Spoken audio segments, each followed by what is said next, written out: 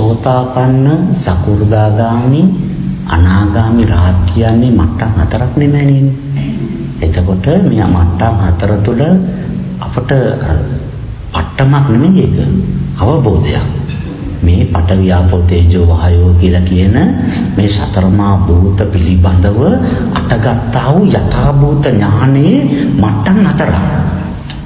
එතකොට පළවෙනි මට්ටමට සාපේක්ෂව එයාගේ යථාභූත ඥානයට කෙලෙස් මෙල්ල වෙන ටිකක් තියෙනවා, නිරෝධ වෙන ටිකක් තියෙනවා.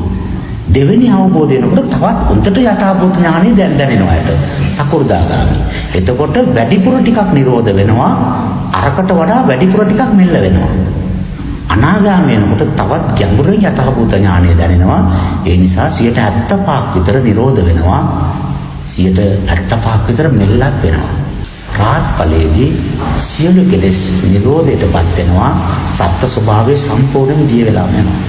මේක මාර්ගඵල කියන එකට වඩා සතරමා භූතය තුලින් ඇලීම් ගැටීම් ඇති වෙන අවස්ථා දැනගැනීමේ හඳුනා ගැනීම ප්‍රඥාව කිව්වොත් වඩා ගැලපෙනවා.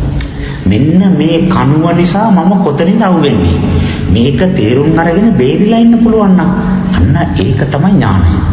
ඒ ඥානයට තමයි සෝතාපන්න ඥානය, සකෘදාගාමී ඥානය කියලා බුදුහාමුදුරුවෝ දේශනා කළේ. ඒක ඥාන. මඟඵල කියලා කිව්වට ඒ මාර්ගයේ වඩන කෙනා ලබන ප්‍රතිඵලයක්, ඒක රිසල්ට් එකක්. ඵල කියලා කිව්වේ ඒකට.